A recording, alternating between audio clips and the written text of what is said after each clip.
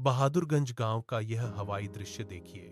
चारों ओर नदियों और नहरों का जाल फैला है, जिसके बीच मखमली हरे और सुनहरे खेतों की चादर बिछी हुई है।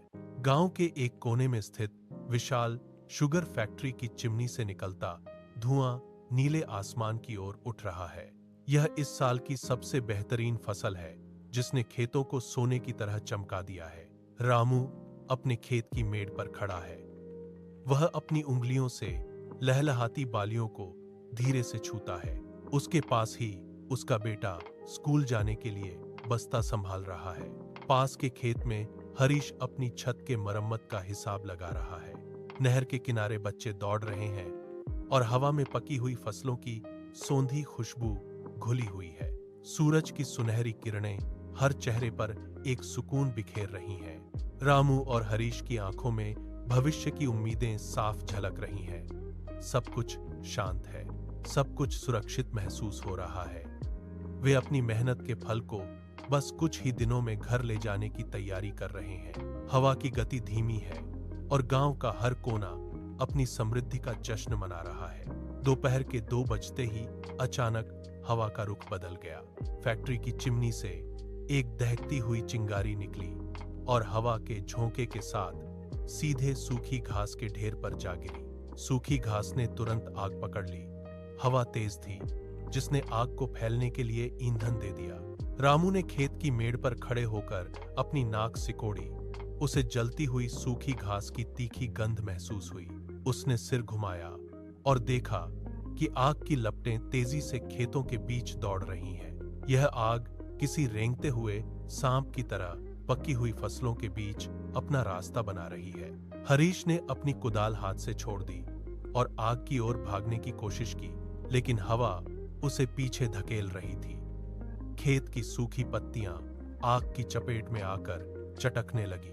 धुआं अब नीला नहीं, बल्कि गहरा काला हो चुका है। आग की लपटें अब फसल की बालियों से ऊपर उठने लगी हैं। रामू ने ट्रैक्टर की ओर दौड़ लगाई। उसके पैरों तले मिट्टी धंस रही है।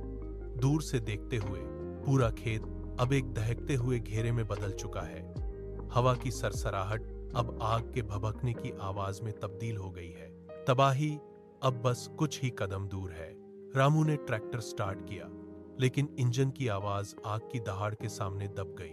वह आग की ओर बढ़ा, पर लपटों से निकलने वाली तीव्र गर्मी ने उसे झुलसा दिया। वह पीछे हटा, उसकी आंखें लाल हो गईं। हरीश नहर की ओर दौड़ा। उसने बाल्टियां भरीं और आग पर फेंकी, लेकिन पानी का छींटा लपटों के विशाल घेरे में भाप बनकर गायब हो गया। आग ने अब पूरी फसल को अपनी आगोश में ले लिया है। सुनहरी बालियां पल भर में काली पड़कर गिर रही हैं। खेत की मेड़ पर खड़ी औरतें अपना सिर पीटते हुए जमीन पर गिर पड़ीं। उनकी चीखें जलती हुई फसलों की चरमराहट में विलीन हो रही हैं। कोई कुछ नहीं कर सकता। आग की गति ने इंसानी कोशिशों को बौना बना दिया है। देखते ही देखते महीनों की मेहनत राख के ढेर में बदल गई। हवा में राख के कण उड़ रहे हैं, जो लोगों के चेहरों पर चिपक रहे हैं। अब खेत नहीं बचे, बस धधकते हुए कोयले और धुआं बचा है। रामू हाथ में राख लिए खड़ा है। उसकी उंगलियों के बीच से राख फिसल कर गिर रही है। हरीश घुटनों के बल बैठकर खाली मैदान को देख रहा है। चारों ओर सन्नाटा है। केवल आग के बुझने की फुसफुसाहट सुनाई दे रही है। कुछ दिन बीत गए। गांव का पंचायत भवन अब धूल और सन्नाटे से भरा है। एक मेज के पीछे सरकारी अधिकारी बैठा है। उसके सामने कागजों का ढेर लगा है। रामू और हरीश अपनी बारी का इंतजार करते हुए कतार में खड़े हैं। रामू की हथेलियों पर जमी राख की परत अभी भी साफ दिख रही है। जब रामू का नंबर आता है, तो वह अधिकारी की ओर हाथ बढ़ाता है। अधिकारी एक लिफाफा मेज पर सरकाता है।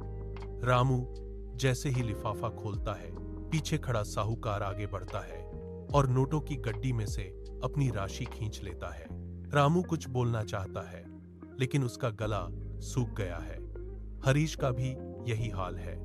उसे जो राशि मिली है, वह उसके कर्ज के ब्याज से भी कम है। साहूकार ने बिना रामू की आंखों में देखे नोट गिनकर अपनी जेब में डाल लिए। अधिकारी ने अगला नाम पुकारा, लेकिन रामू अपनी जगह से नहीं हिल पाया। वह कागज के टुकड़ों को देखता है जिनमें से अब कुछ नहीं बचा। हरीश ने अपनी खाली जेबों को टटोला। वहां सिर्फ एक पुराना सिक्का बचा है। विश्वासघात की यह प्रक्रिया बहुत शांत है। कोई शोर नहीं, बस कागज के फटने और नोटों के गिरने की आवाज है। वे दोनों एक दूसरे को देखते हैं। उनकी आंखें अब उस मेज से हटकर खिड़की के बाहर राख के मैदान पर टिक गई हैं। रामू और हरीश धीरे धीरे पंचायत भवन की सीढ़ियां उतरते हैं। बाहर की धूप अब और भी फीकी लग रही है। रामू अपनी हथेलियों को आपस में रगड़ता है, जहां राख के काले निशान उसकी त्वचा की झुर्रियों में गहरे उतर गए हैं। वह अपनी उंगलियों को मोड़ता है, उनमें कोई ताकत नहीं बची है। हरीश पास ही खड़ा है। वह अपने फटे हुए कुर्ते की जेब को बार बार टटोलता है। जेब खाली है। हवा के झोंके के साथ उसमें से केवल धूल बाहर निकलती है। वे दोनों उस रास्ते पर चलते हैं जो उनके खेतों की ओर जाता है। खेत अब एक विशाल राख का मैदान बन चुका है। जमीन अभी भी कहीं कहीं गर्म है, जिससे राख के बारीक कण हवा में तैर रहे हैं। रामू रुक जाता है।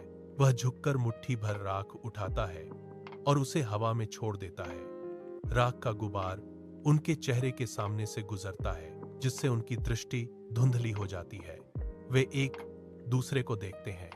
कोई शब्द नहीं निकलता, केवल एक गहरी और भारी खामोशी उनके बीच हवा को भारी कर देती है। दूर क्षितिज पर सूरज की लालिमा राख के धुएं के पीछे छिप रही है। रोशनी का वह घेरा धीरे धीरे छोटा हो रहा है, जैसे कोई जलता हुआ कोयला बुझ रहा हो। आकाश का रंग राख के रंग जैसा ही मटमैला हो गया है। वे दोनों उसी राख के मैदान के बीच खड़े रहते हैं, जब तक कि सूरज पूरी तरह ओझल नहीं हो जाता।